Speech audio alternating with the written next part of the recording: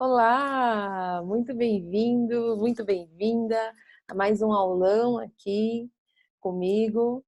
E hoje a gente vai falar sobre um tema que eu acho que deveria ser assim ensinado nas escolas, porque faz muita diferença na nossa vida, como seres humanos e em especial como terapeutas, como psicólogos, como profissionais da área do desenvolvimento humano, que é por que a maioria das pessoas acha que não tem trauma. E de que maneira, esse achismo muitas vezes leva a um senso de incompreensão ao que é sentido, pessoas que estão atravessando transtornos de ansiedade, de depressão, ou outras questões da vida, de insegurança, baixa autoestima, relacionamentos abusivos e tantas questões, e elas dizem assim: "Puxa vida, eu tive uma vida boa, eu tive uma infância boa, meu pai e a mãe cuidaram de mim, não tem sentido isso que eu estou sentindo, não tem sentido isso que eu estou vivendo". Tem gente que passou por abuso, tem gente que passou por estupro, tem gente que passou por tantos desafios, passou fome, foi abandonado, enfim, passou por cirurgias, acidentes, bullying. Eu não sofri nada disso.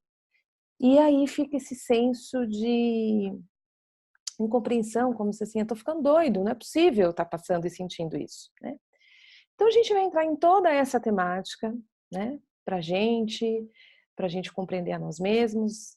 Eu sempre falo isso, antes de sermos terapeutas, nós somos seres humanos e nós temos traumas, e nós temos questões, e nós precisamos em primeira instância saber lidar com tudo isso, para aí então a gente seguir adiante com os nossos clientes.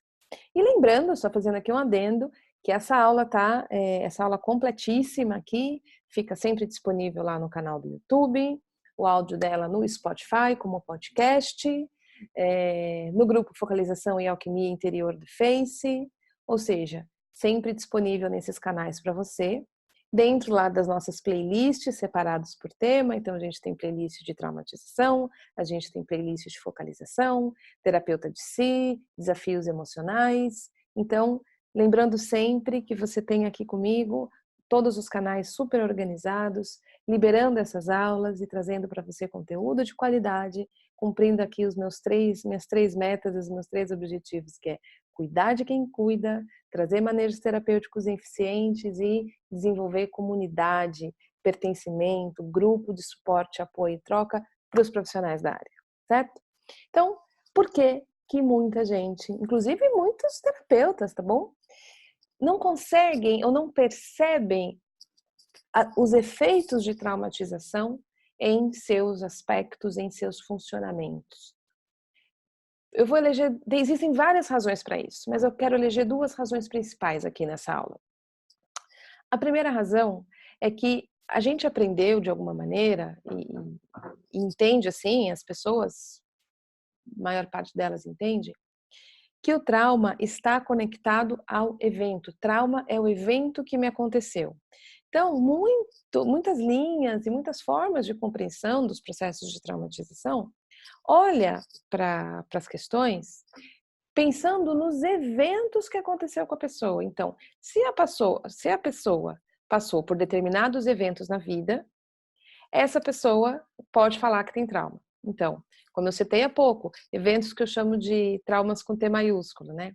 Se a pessoa sofreu abuso, qualquer tipo de abuso, né? Emocional, sexual, abuso físico na infância, se ela foi abandonada, se ela foi rejeitada, se ela sofreu uma forte traição, se ela passou por algum desastre natural, se ela passou por um luto significativo, perdeu pai, perdeu mãe, perdeu alguém importante ainda numa idade inicial, se ela sofreu um bullying significativo, uma cirurgia, ficou internada há muito tempo, né, sequestro, enfim, coisas importantes que sim, tem grande potencial de traumatização. Porém, muitas pessoas não passaram por esses eventos importantes e mesmo assim elas têm trauma. Mesmo assim, elas têm processos de traumatização importante. E por quê? Porque quando a gente olha para as questões de traumatização dentro da perspectiva da fisiologia, que é a perspectiva que o Dr. Peter Levine, né, o neurocientista que desenvolveu a experiência somática traz, e também que a gente vê na focalização, que foi desenvolvida pelo Dr. Eugene Jengling, né, que desenvolveu a pesquisa do que torna processos psicoterapêuticos bem-sucedidos versus processos psicoterapêuticos não bem-sucedidos, que é como a experiência foi vivida, sentida, processada no corpo da pessoa. E não apenas como ela foi entendida pela pessoa. Então, se a pessoa entende que ela não viveu um evento traumático, ou seja, nenhuma dessas categorias, ela diz: eu não tenho trauma. Porém, o corpo dela conta para ela, através de funcionamentos, através de estresse residual acumulado no sistema nervoso, que sim, ela tem vivências importantes que geraram traumatização. E aí a traumatização, ela pode acontecer por duas grandes vias. Uma via é essa dos grandes eventos, um evento de choque importante que gerou um rompimento do funcionamento natural desse organismo, que gerou uma quebra do funcionamento natural desse organismo, que fez com que esse organismo não voltasse ao seu estado basal de funcionamento. Então, eu tive um luto importante, eu vi a vida de uma forma, a partir daquele luto eu passei a ver a vida de uma outra forma, com mais limitações, onde a minha maneira de fluir na vida já não é mais a mesma. Quando eu tenho eventos assim, importantes, onde um limite foi rompido e quebrado e eu não consigo voltar ao meu estado basal, ao meu estado de funcionamento que existia antes desse evento, ou seja, o meu corpo se cristaliza, se paralisa numa forma de perceber. A partir dali, então a gente tem um evento importante que gerou traumatização. Porém, pode ser que eu tenha eventos recorrentes pequenininhos. Todo dia eu não recebo a atenção do meu pai e da minha mãe. Todo dia eu sou deixado com alguém. Todo dia eu tenho um senso de insegurança constante que eu não sei quem vai me nutrir, quem vai estar comigo. E o meu corpo vai acumulando essa quantidade de insegurança e a insegurança automaticamente gera no nosso organismo uma quantidade significativa de estresse. Porque se eu estou inseguro, se o meu corpo entende, a minha senso-percepção me informa para o meu organismo, né? Eu leio o mundo à minha volta e eu tenho a sensação de insegurança, eu preciso me colocar em prontidão para me defender de possíveis perigos, porque se não há segurança, significa que eu estou em risco. Quando a gente fala assim, ó, área de risco, significa que eu preciso aumentar a minha atenção para a segurança. Eu preciso estar mais em alerta. E se eu preciso estar mais em alerta, a minha fisiologia vai preparar o meu organismo para um estado de alerta, onde a minha amígdala vai começar a disparar todo o funcionamento de ansiedade e prontidão de medo para eu me preparar para uma fuga ou de raiva para eu me preparar para uma luta, porque ele está lendo a realidade como insegura. À medida que esse corpo vive constantemente em estados significativos de insegurança, se mantendo em estados constantes de prontidão, onde ele não faz curvas bem-sucedidas de ativação, prontidão para responder ao mundo e descarga, regulação, onde não há mais perigo, ele não vai para os estados de regulação e descanso, eu começo a desenvolver cargas constantes residuais de estresse nesse funcionamento do sistema nervoso. E à medida que isso vai se repetindo ao longo dos anos, eu começo a ter um funcionamento crônico estressado. E isso vai me levar para um processo de traumatização. Então, veja, eu não vou localizar neste caso um evento específico ou significativo que me justifique eu estar com síndrome do pânico, mas eu vou encontrar através da sensação do meu corpo toda essa informação da recorrência da sensação de insegurança, de desamparo, de abandono, de solidão, que me levou para um estado de prontidão e uma cronificação do estado de estresse. Então, não vai ser numa narrativa de evento específico que eu vou encontrar essa resposta, mas quando eu entro em contato com esse corpo e com essas sensações, que eu posso chegar com uma queixa no consultório dizendo, olha, eu tenho tido crises de ansiedade, e eu vou consultar essas sensações de ansiedade no meu corpo, dentro dessas sensações, eu vou encontrar esse histórico de vivências recorrentes que me levaram para esse funcionamento. Agora, se eu tiver uma visão terapêutica ou de funcionamento, que quando eu me vejo ansioso, ou eu vejo meu cliente ansioso, o meu trabalho é só expulsar a ansiedade, eu perco a fonte da informação que levou a esse funcionamento crônico. E eu perco a oportunidade de apoiar esse organismo a então processar essas cargas acumuladas que geraram esse funcionamento crônico. Quando eu não faço o processamento das cargas acumuladas nessa fisiologia, por mais que na narrativa a gente possa evoluir na compreensão dos eventos e várias vivências que levaram àquele desfecho clínico de ansiedade, por exemplo, o corpo não encontra ainda um novo caminho de funcionamento. Por isso que entrar em contato com a sensação corporal e permitir pausas e permitir tempos de contato com a sensação que promovam essas descargas, essas novas regulações, é que vão possibilitar novas oportunidades de funcionamento, onde o meu organismo comece a perceber que agora o perigo passou. Naquela época eu era uma criança e agora eu sou um adulto. Porém, não adianta eu dizer isso de maneira racional para o meu corpo. Eu preciso sentir que agora eu estou seguro. Porque a informação sentida é a que comunica o nosso cérebro reptiliano, a nossa amígdala. Não é uma informação racional. A amígdala não está alocada no nosso cérebro racional. Ela é informada pela nossa senso-percepção, através de uma comunicação entre o que eu percebo, a minha atenção e o que eu sinto.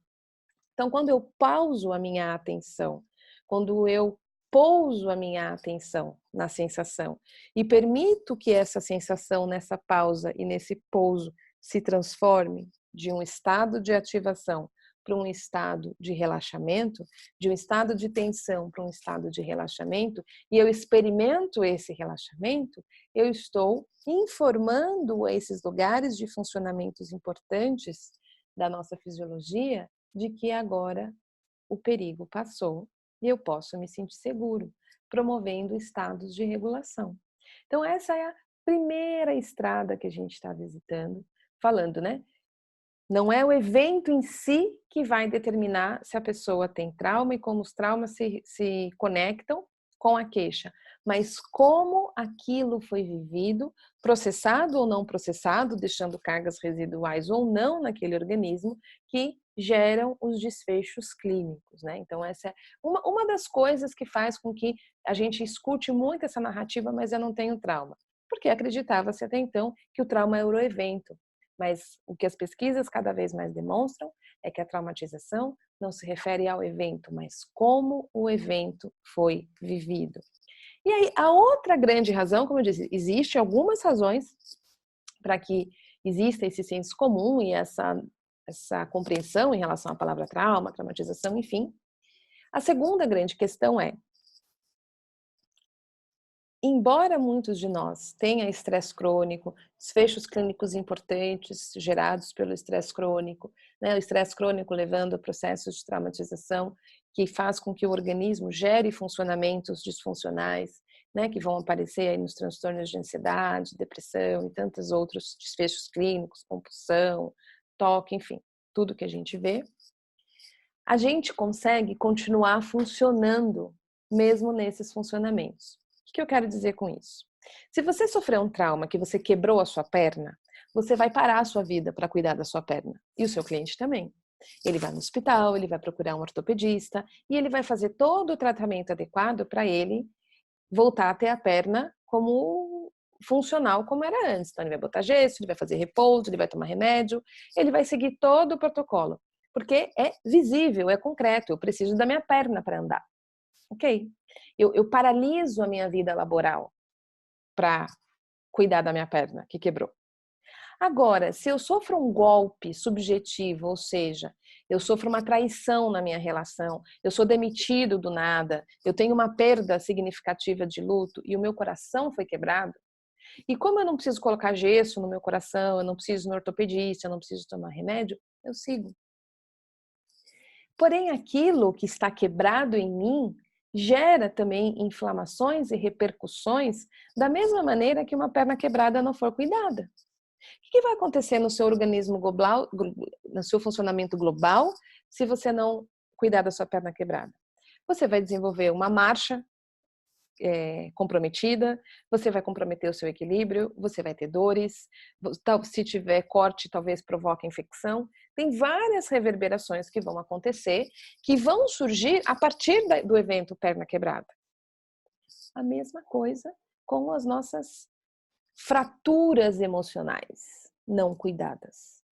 Elas vão gerar repercussões, inflamações e reverberações.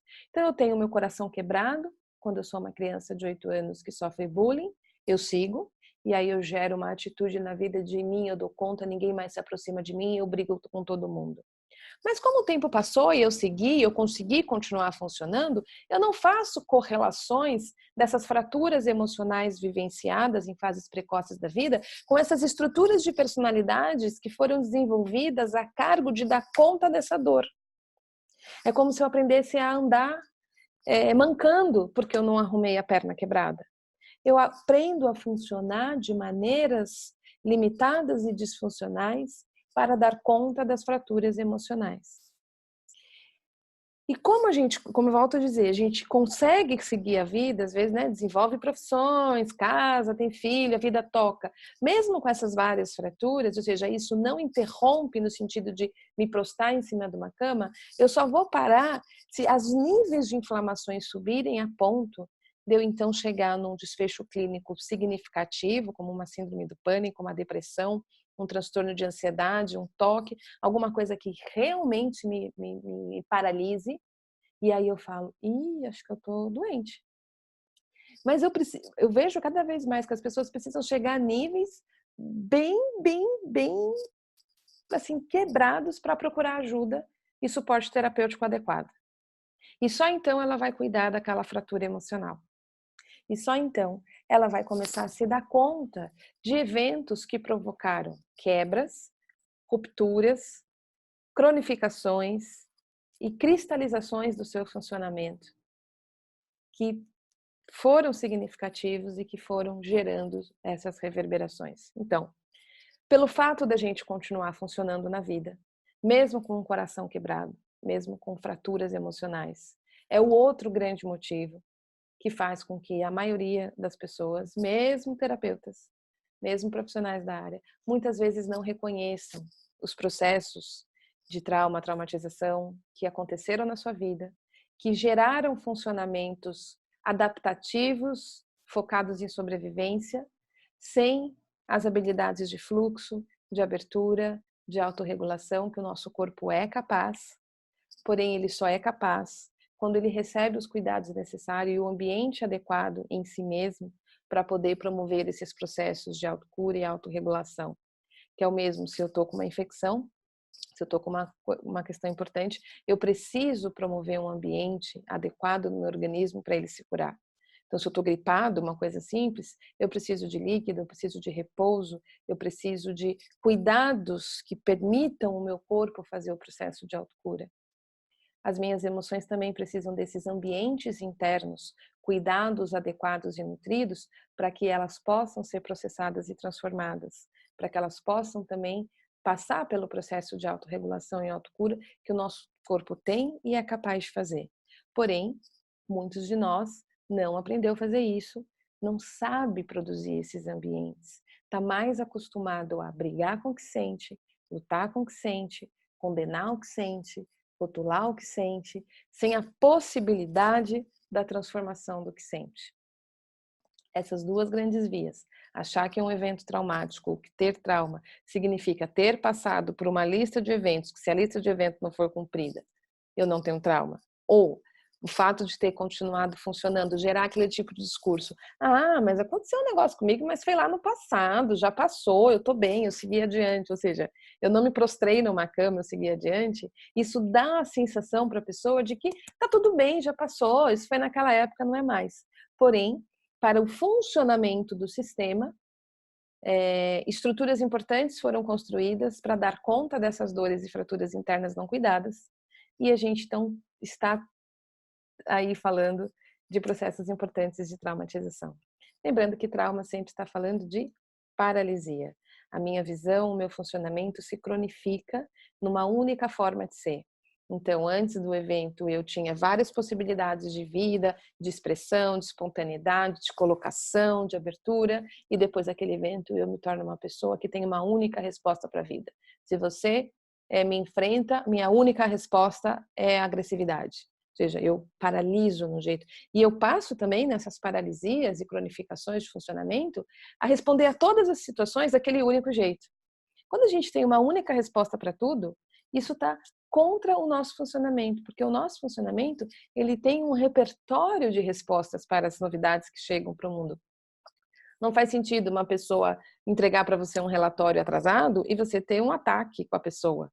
Você agredi-la, você ir para a luta, do mesmo jeito que você precisou ir para a luta em outras situações do passado e a sua resposta se cronificou nisso. Então, isso é um indicativo de trauma, porque há uma paralisia de resposta no sistema, onde eu não consigo responder de outras formas. Então, não adianta eu dizer, não tem lógica o que eu estou fazendo, porque para esse corpo, compor as respostas em relação aos desafios e aos eventos que nos chegam, ele precisa ter fluxo e repertório aberto de pensamento, de fala, de funcionamento, de musculatura, de movimento. E se o meu corpo está congelado em respostas automáticas que estão conectados a eventos da minha vida, esse corpo não consegue produzir outras respostas. Mesmo que seja lógico produzir outras respostas, que seja mais adequado, de maneira lógica, racional, produzir outras respostas. Então não vai adiantar eu ficar lutando comigo, eu vou precisar encontrar esses lugares cristalizados, essas sensações perdidas no tempo, essas informações que habitam o meu corpo, o meu funcionamento e a minha organização de respostas para o mundo. E essas organizações de respostas para o mundo, essas respostas que compõem os meus movimentos, esses movimentos que vêm, né, do nosso cérebro, do nosso sistema nervoso, todos esses lugares são lugares de acesso à informação. E para eu conversar com esses lugares, eu preciso conversar com as minhas sensações. Eu preciso conversar com o meu sentir. Eu preciso conversar com a minha fisiologia. Eu preciso conversar com a minha biologia. Numa grande amizade entre a nossa mente pensante e todo esse funcionamento que está além da nossa mente pensante. É tudo isso que vai produzir possibilidades de respostas mais atualizadas, de respostas mais prontas, de um repertório maior de respostas ao mundo, né? E um repertório maior significa mais habilidade, mais respostas adaptativas, mais conectadas com a realidade, para que então a gente possa ser efetivo na nossa vida. E então ajudar o nosso cliente também a criar e acessar esse repertório possível que existe no corpo dele, mas que o corpo dele não está encontrando por paralisias. E essas paralisias vêm desses lugares em nós que ficaram presos, seja por eventos específicos que geraram da maneira como foi vivido as paralisias, seja pelo acúmulo de estresse que na cronificação gerou o processo de traumatização. Então, para fechar essa aula, o trauma não está no evento, está em como o evento foi processado e ficou registrado no organismo. 2. O fato da gente continuar funcionando na vida com respostas de sobrevivências adaptativas que foram criadas para dar conta de fraturas subjetivas, internas, emocionais, não significa que o evento passou, que ficou no passado. Trauma é quando o tempo não curou a ferida. Então, mesmo que a gente tenha a lógica de não foi nada, já passou, quem vai validar essa resposta é como o meu corpo se sente em relação àquilo. Como a vivência sentida me conta que aquilo está. Quando eu faço essa interlocução, e essa interlocução é o que a gente ensina na focalização, é isso que a gente aprende a fazer, essa conversa com o corpo, com a sensação sentida que está registrada, é que realmente me informa qual é o ponto que aquilo está em mim, e nessa relação com isso, do ponto que está, né, promovendo esse contato e essa relação, aquilo que está paralisado tem a oportunidade de seguir adiante, tem a possibilidade de sair de um estado de paralisia para a volta de um estado de fluxo, que é a maneira como o nosso organismo é desenhado para funcionar. Tudo que está vivo pressupõe um próximo passo, sempre há um avir. Se eu inspiro, o meu avir é o expirar. Se eu como, o meu avir é o digerir.